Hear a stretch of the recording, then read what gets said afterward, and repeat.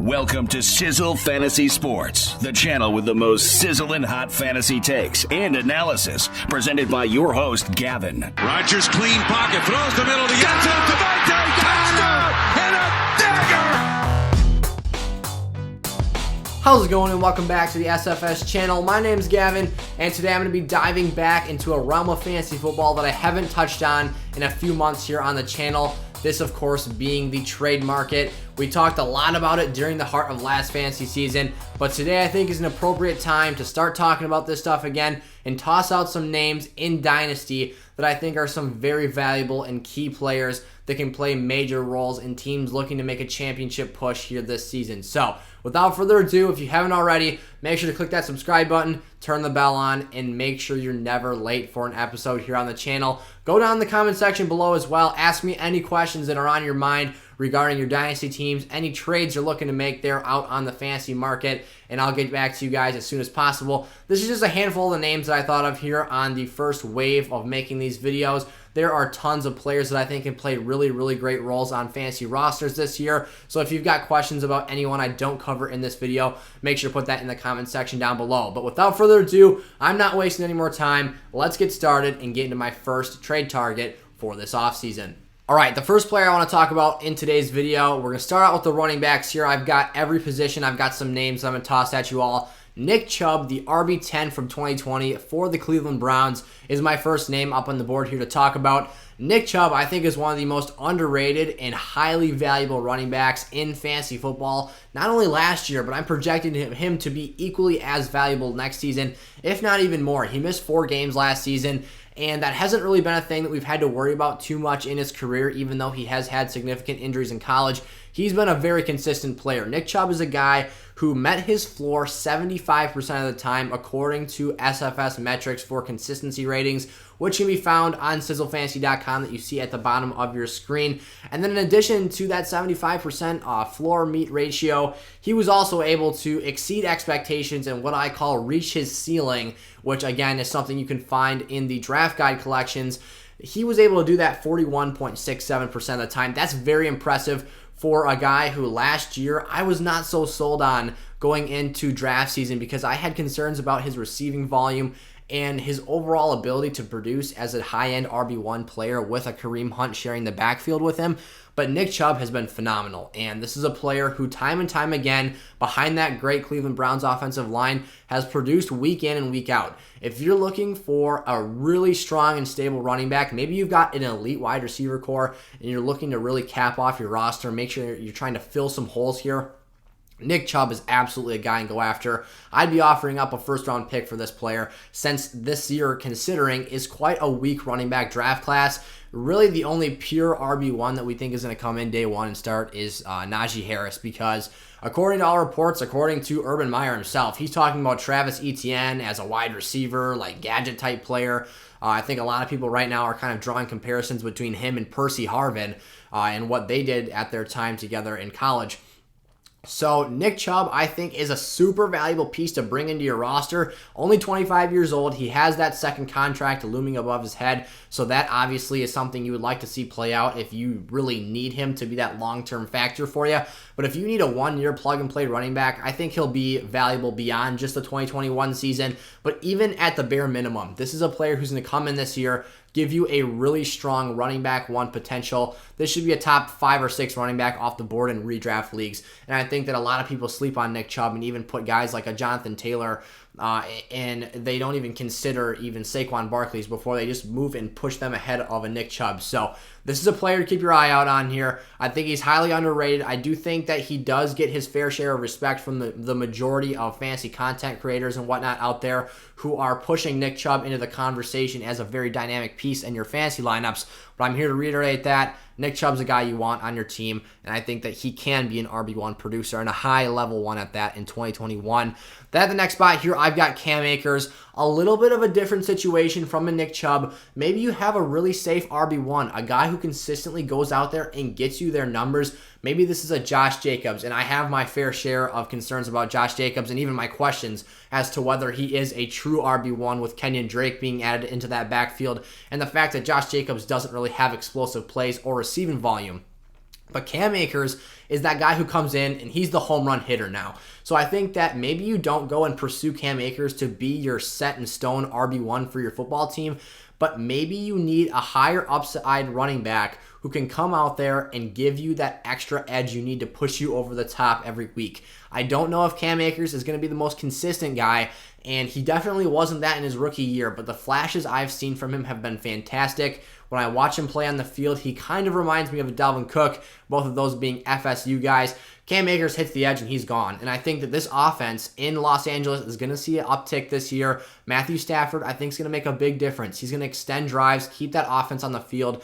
And with Cam Akers finally grasping a hold of that starting position heading into camp this year, we're going to see a more immediate play time for him. So obviously injury is a bit of a concern. He got banged up a bit last season. Darrell Henderson is pretty much the lone competition in the backfield for him heading into this season for touches. But overall, I think the upside and the age and the youthfulness is really great for Akers here. We've seen Rams running backs in the past be really, really productive. So I think that, again, if this is a player you want to roll the dice on here, this could be a long-term investment that has really high payouts. And even this season, I think it's going to be worth your while to try and get him for those teams who need some more edge at that running back spot. Then Zeke here at my number 3 spot, finished as the RB9 somehow, despite that really unflattering finish to the 2020 season. Ezekiel Elliott's got a lot of things going for him here, especially starting into the year. I think a lot of people also, his stock is way down. People are not valuing Ezekiel Elliott in the same light that they were even in the offseason last year. And this offense has become incredibly crowded. There's a lot of guys there. I think that fantasy owners might be seeing that this is a team trending more towards the passing game. But something that I found really encouraging from Ezekiel Elliott in 2020 was that he started catching passes. And this kind of declined as Dak Prescott got injured, and there was a quarterback carousel there in Dallas for a while until they eventually got Andy Dalton healthy and suited up. But I think that heading into this year, the Cowboys still have a bad defense. They addressed it in the draft. They're trying to get better there, but it's not going to be a day one instant fix. These guys are still going to be in shootouts. They're still going to be looking to have more production, but Zeke's still getting that goal line work. Tony Pollard is not snatching that away from him, especially for fantasy purposes. And Ezekiel Elliott, like I said, showed he can catch the football, showed some production in the receiving game that we haven't seen prior in his career. So maybe he doesn't turn into the feed Zeke 25, 30 touches a game type player, but maybe he's around 18 to 21 touches, maybe 5 or 6 of those are receptions, and he's pretty efficient in doing so. So I think that Zeke has some value here, and in a very lowered market right now where I think a lot of players are undervaluing him and what he can do next year for their teams, this might be a guy you can go out there, and I'd feel confident having him as an RB1 type player, a fringe RB1 that has some pretty darn high upside. And again, you probably want to pair him with another solid running back who either has super high upside and a lower floor, or has a really strong floor but not much of a ceiling. Then here at this next spot, that took a bit of time to load in there, David Montgomery, the RB4 finisher for the Chicago Bears. He ended the year last season on an absolute tear. David Montgomery, once again, this offseason is being heavily slept on. I didn't love him at all last year, and I wasn't a big fan of drafting him, but he really wasn't that great of a producer until the last 5-6 games, when he might have been the best running back in fantasy football outside of maybe 2 other players like a Jonathan Taylor or an Alvin Kamara that finished the year on fire as well. But David Montgomery here, this is a player who I talked about this in my mock draft. He plays in the NFC North. This is a guy who gets the Lions, the Packers, and the Vikings for a total of 6 games every year. Those are average at best running defenses, and in terms of the Packers and the Lions, very, very bad. So you're going to get super high upside out of those performances. And add in the fact that I think this Bears offense is on the uptick right now. Justin Fields, I think, is going to help Matt Nagy really unlock what that team wants to do. And David Montgomery is a very talented player. I think he'll come in this season, be once again a fringe RB1 in those games when he doesn't have amazing matchups and opportunities.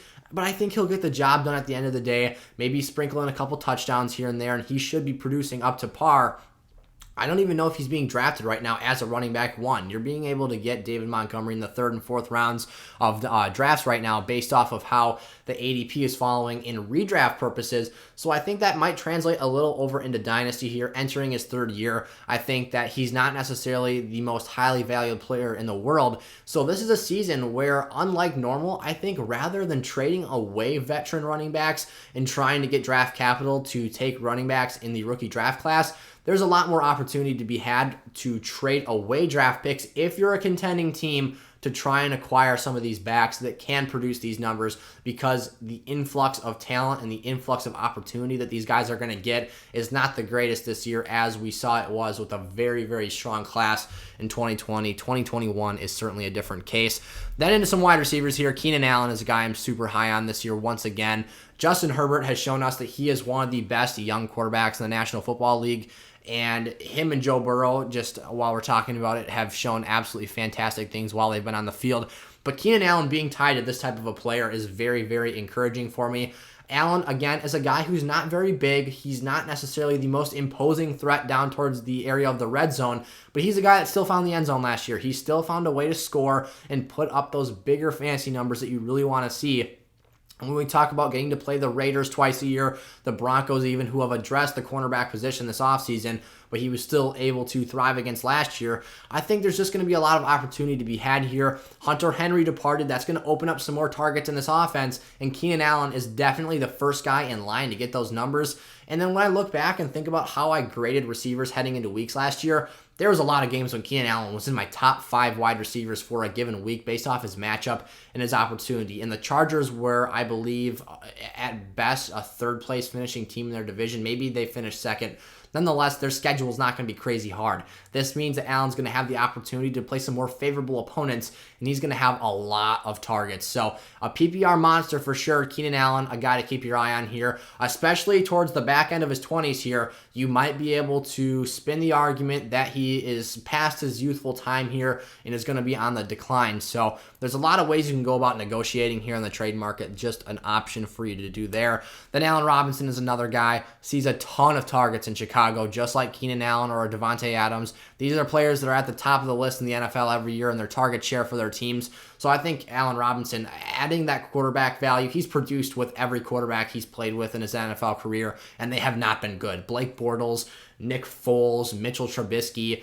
The list is not flattering whatsoever. If Justin Fields can be even partially what we hope he can be, I think Allen Robinson instantly flies up in his production level. This has been a guy who's had a great ceiling for years now, a great floor for years now, but maybe we can start to expect an increase in that ceiling. I think Justin Fields will allow Allen Robinson to see more downfield targets. He's probably going to see some deeper receptions, and that's going to, at the end of the day, drive up those fantasy numbers and increase his stock. So I think this is a valuable player that if you can beat teams to the punch here, trade for Allen Robinson before we know that Justin Fields will be starting, I think that's going to really increase his value, because if Andy Dalton's on the field, we're going to see numbers similar to what we've seen in the past. But I think that those numbers will continue to get better and better once Justin Fields gets integrated into this offense and starts seeing some more opportunities.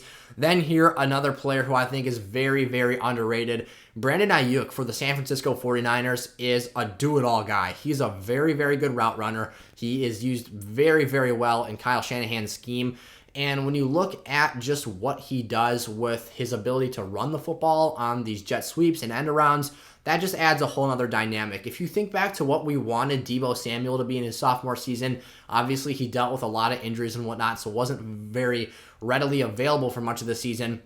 That's what I'm kind of hoping for out of Brandon Aiyuk here. Those are 2 really talented guys who maybe aren't alpha wide receiver 1s, but very much have a role in this offense and very much will see opportunities and volume production. So Brandon Aiyuk, for a guy also who finished the season on fire and was maybe one of the most consistent wide receivers down the stretch until he got a little bit dinged up in the last couple weeks of the year, he was fantastic. And I think if he takes that year 2 leap here, maybe we see him get to produce with Trey Lance, and maybe we see the ball pushed down the field some more in some different ways that they can utilize him even.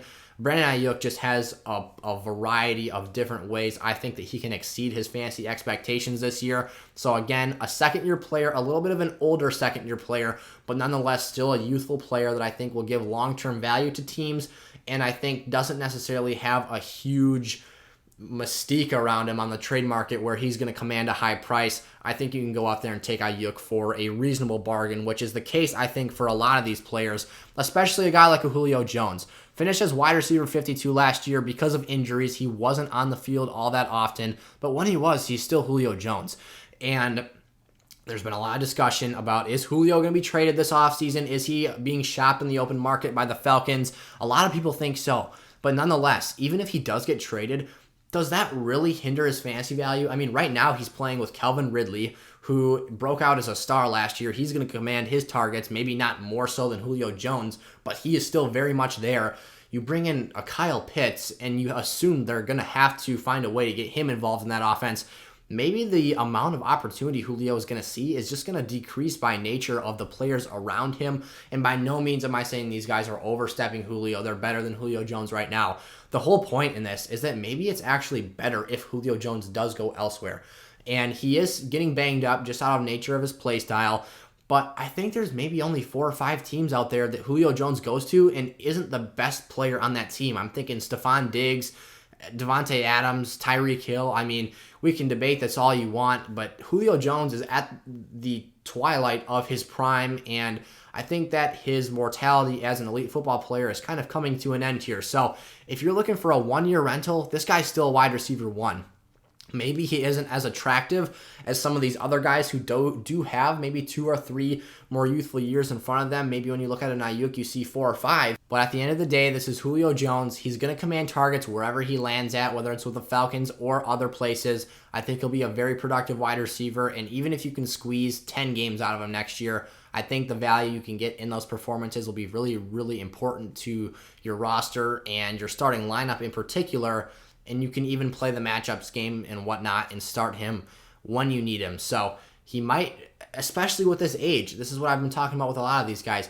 The trade and the asking price is going to be lower because he is in his early 30s. He has been injured, and there is talk about being traded. So I think that when you add all those things together, yes, they're question marks, but I think that when you look at the upside, it outweighs the potential risk you're taking here. So that's why I am really interested in a Julio Jones. Transitioning now into the quarterback segment of this video, Matt Ryan, Julio Jones' quarterback, is a player who I also think has a really, really good opportunity to produce at a high level this year. If you're in need of a quarterback, it's not very hard to find one on the open market here. I'm going to talk about 3 or so veterans that I think that you can get for, again, a very affordable price here this offseason and that can put up big numbers. I think that Matt Ryan could potentially put up MVP type numbers. Now, I'm not saying the Falcons are going to go make a run in the playoffs, be one of the best teams in the league, but from a pure statistical standpoint, Kyle Pitts, Julio Jones, Calvin Ridley, Hayden Hurst, Russell Gage, he's got a ton of guys to work with, and this offense wasn't very productive, and the thing that held them back, I think, for the majority of last season,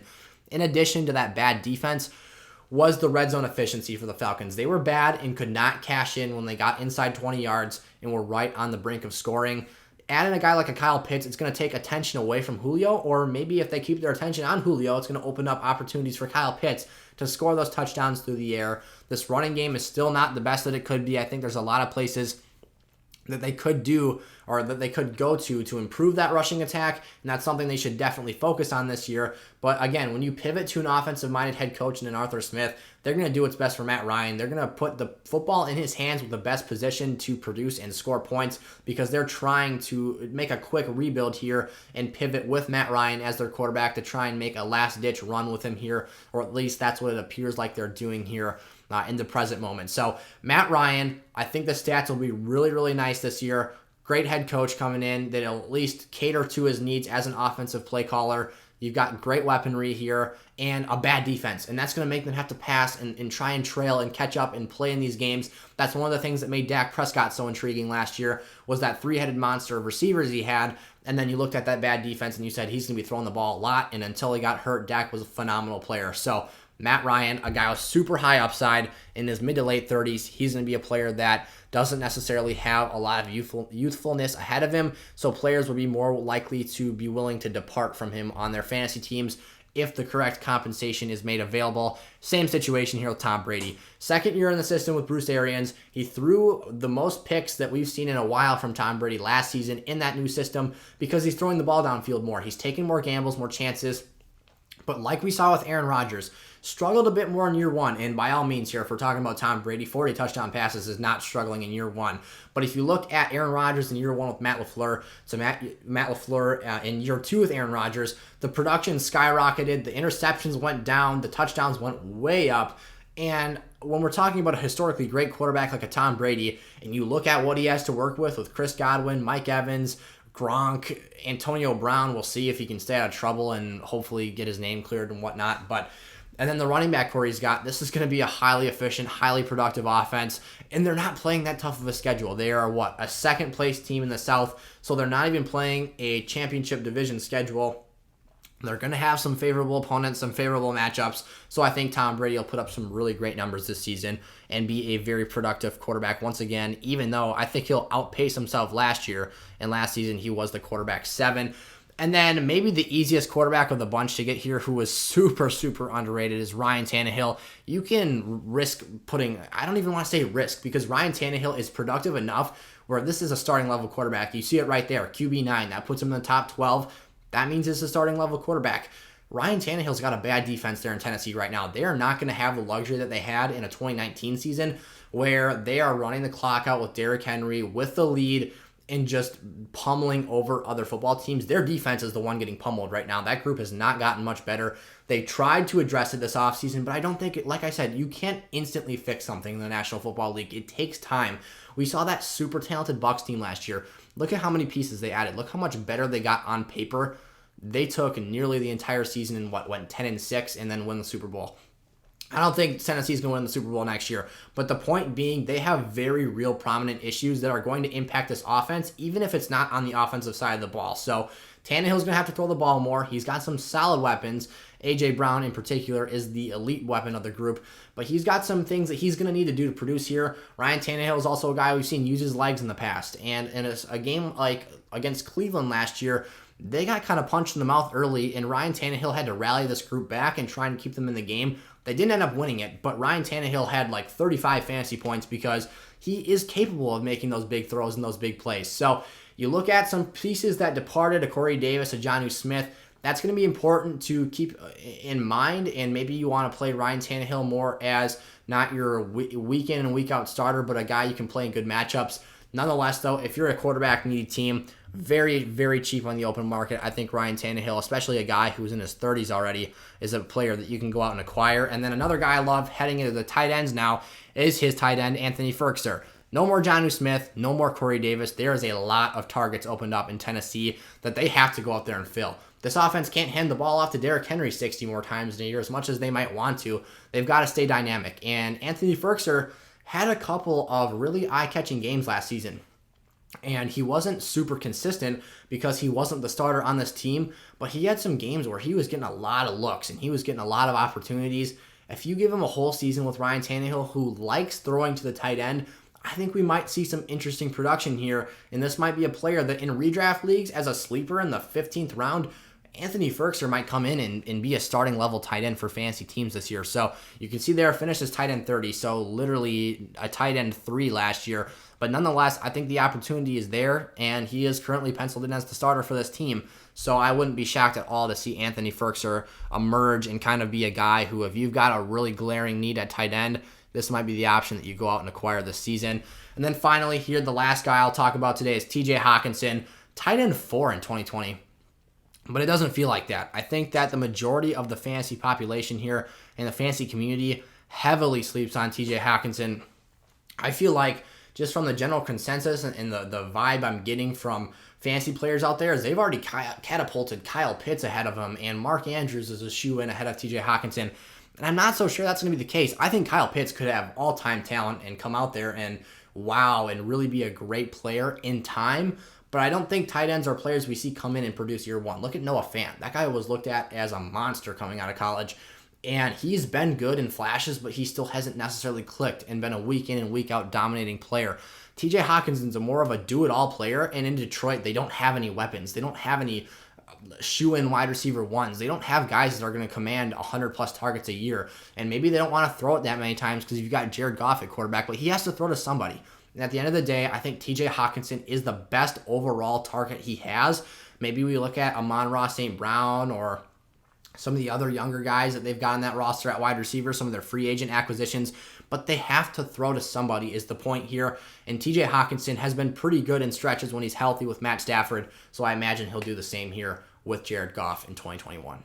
Alrighty, those are some names that I am highly interested in pursuing this offseason here as we look towards the 2021 season from a dynasty lens. I think a lot of these players have really discounted market values right now and can have a lot of benefit for whatever roster they end up falling on in your fantasy leagues. So make sure to go out, at least make a couple offers for these players. If you've got these players on your roster, you're sitting good right now and you've got some pretty valuable pieces. Nonetheless, though, like I said at the beginning of this video, if you've got any questions, shoot those down in the comment section below. I'll be sure to get back to you. But without further ado, thanks for stopping by today, and I'll see you all next time. Peace out.